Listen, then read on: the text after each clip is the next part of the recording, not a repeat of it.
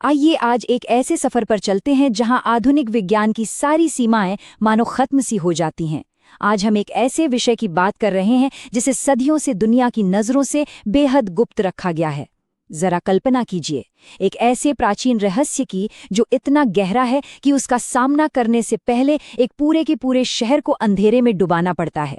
जी हाँ, आज हम जगन्नाथपुरी मंदिर की उन प्राचीन दीवारों के पीछे झांकने वाले हैं जहां आस्था और चमत्कार का सबसे बड़ा रहस्य छुपा हुआ है। तो चलिए सीधे मुद्दे पर आते हैं। आखिर ऐसा क्या है जिसके लिए हर 12 साल में पूरे शहर की बत्ती गुल करनी पड़ती है? 15 जून 2015 की वो मध्य रात्रि, पूरी शहर अचानक भयानक अंधेरे में डूब गया था। और ध्यान रहे, ये कोई आम पावर कट नहीं था। पूरे इलाके को हथियारों से लैस जवानों ने घेर रखा था। शहर के कोने कोने में एकदम सन्नाटा था और किसी को भी घर से बाहर निकलने की इजाजत नहीं थी। आखिर ऐसा क्या था जिसे दुनिया की नजरों से इतनी सख्ती से छुपाया जा रहा था? इस दौरान मंदिर के अंदर जो नवकलेवर की प्रक्रिया चल रही होती है, वो सच में रोंगटे खड़े कर देने वाली है। हर 12 साल में होने वाली इस प्रक्रिया में मंदिर के कुछ चुनिंदा पुजारियों को आंखों पर मोटी पट्टी बांधकर और हाथों में भारी दस्ताने पहनाकर मंदिर के गर्भगृह में भेजा जाता है। उनका काम क्या है? भगवान की पुरानी लकड़ी की मूर्तियों से एक बेहद गुप्त पदार्थ निकालकर नई मूर्तियों में स्थापित करना।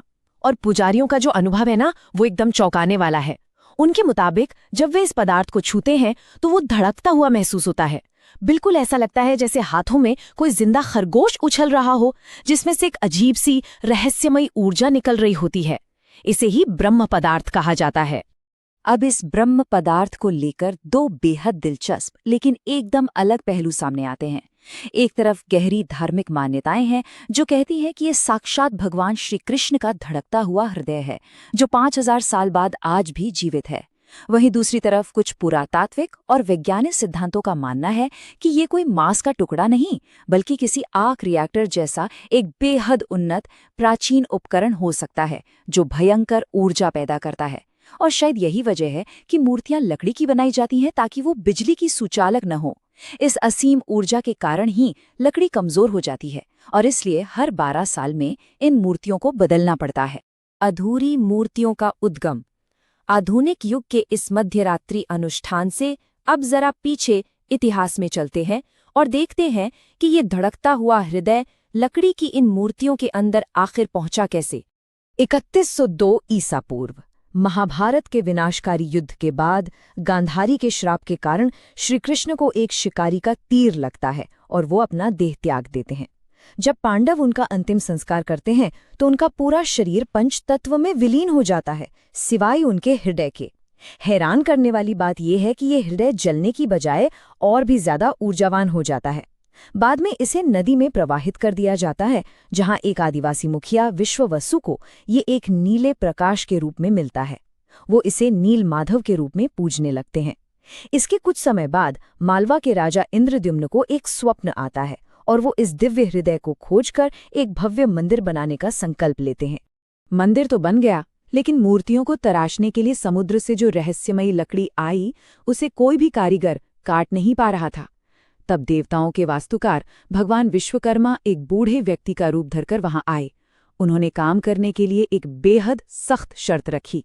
उन्होंने कहा, मैं भगवान विष्णु की मूर्तियां एक बंद कमरे में 21 दिनों में बनाऊंगा, लेकिन इस दौरान कोई मुझे परेशान नहीं करेगा। अगर किसी ने भी दरवाजा खोला तो मैं मूर्तियों को अधूरा ही छोड़ दूंगा। और यहीं पर कहानी में एक बहुत बड़ा मोड़ आ जाता है। लगातार 14 दिनों तक कमरे के अंदर से आरी और हथौड़े की आवाजें आती रहीं, लेकिन 15वें दिन अचानक एकदम सन्नाटा छा गया। महारानी गुंडिचा से ये सन्नाटा और इंतजार बिल्कुल भी बर्दाश्त नहीं हुआ। उनकी जिद के आगे झुककर राजा ने 15वें दिन ही दरवाजा खोलने का आदेश दे दिया। और जैसे ही दरवाजा खुला, वो रहस्यमयी बूढ़ा कारीगर बिना कोई सुराग छोड़े हमेशा हमेशा के लिए गायब हो चुका था। उस टूटे हुए वादे का जो नतीजा निकला वो आज भी हमारे सामने है। मूर्तियां हमेशा के लिए अधूरी रह गई। भगवान जगन्नाथ और बलभद्र के हाथ और पैर अधूरे हैं और देवी सुभद्रा के हाथ पैर हैं ही नहीं। इन्हीं अधूरी लकड़ी की मूर्तियों के अंदर उस रहस्यमयी ब्रह्म पदार्थ को हमेशा के लिए सील कर दिया गया और सदियों से ये मूर्तियां आज भी उसी स्वरूप में पूजी जा रही हैं। आधुनिक विज्ञान को चुनौती देने वाले चमत्कार। अब तक हमने इतिहास को समझा, लेकिन अब जरा उन रोजमर्रा के चमत्कारों की बात करते हैं जो आज के आधुनिक विज्ञान को भी पूरी तरह से चकरा कर रख देते हैं।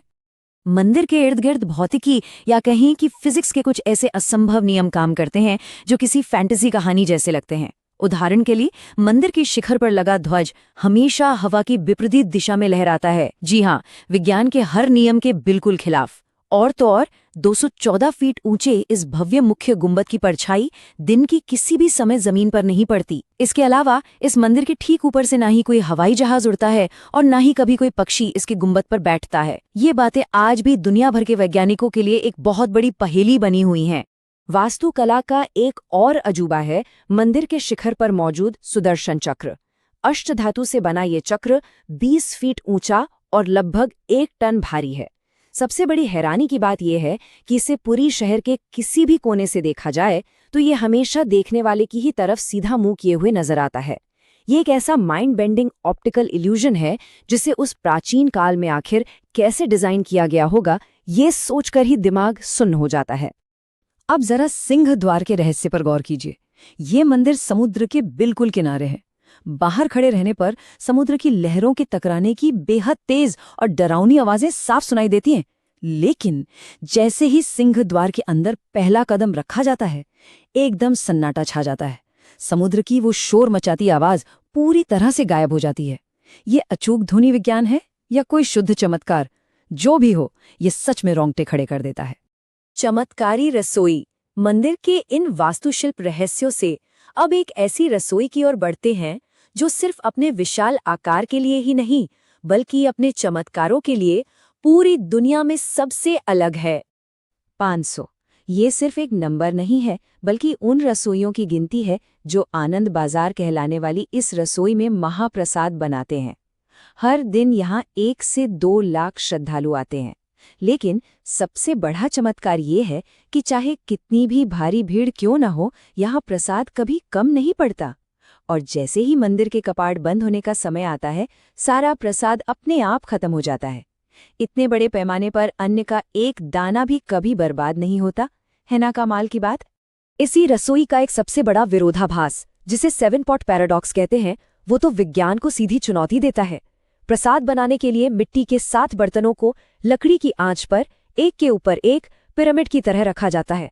अब थर्मोडायनामिक्स के विज्ञान के हिसाब से जो बर्तन आग के सबसे करीब यानी सबसे नीचे है, उसे सबसे पहले पकना चाहिए, राइट? लेकिन यहाँ एकदम उल्टा होता है। सबसे ऊपर यानी 7वें नंबर का बर्तन सबसे पहले पकता है और सबसे नीचे का बर्तन सबसे आखिर में। ये पूरी तरह से भौतिकी के नियमों को धक्का बताता है। अंत की भविष्यवाणियां। अब हम इस विश्लेषण के सबसे गंभीर और रहस्यमयी हिस्से में प्रवेश कर रहे हैं। सदियों पुराने एक ग्रंथ भविष्य मालिका में दर्ज ऐसी भविष्यवाणियां जो आज हमारी आंखों के ठीक सामने सच हो रही हैं। 500 साल पहले ओडिशा के महान संत आचार्य अच्युतानंद ने भविष्य मालिका की रचना की थी। इसमें बहुत ही स्पष्ट रूप से एक डरावनी भविष्यवाणी लिखी हुई है। उसमें लिखा है, जब प्राचीन बरगद का पेड़ गिरेगा तो एक ऐसी बड़ी बीमारी आएगी जो लोगों को अपने घरों में कैद कर देगी।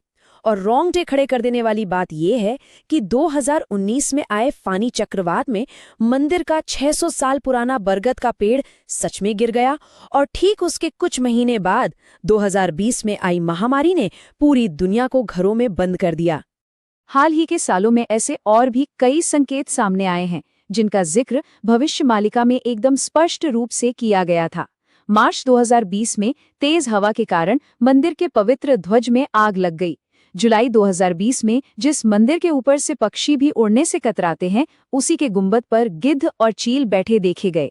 इसके अलावा सदियों पुरानी इस संरचना से पत्थरों के गिरने की घटनाएं भी हुई हैं। प्राचीन ग्रंथों के अनुसार ये सभी घटनाएं किसी सामान्य इत्तेफाक से कहीं बढ़कर एक बड़े वैश्विक बदलाव या महाविनाश की शुरुआत का संकेत दे रही हैं। और ये सभी संकेत मिलकर एक अंतिम सबसे बड़ी भविष्यवाणी की ओर इशारा करते हैं।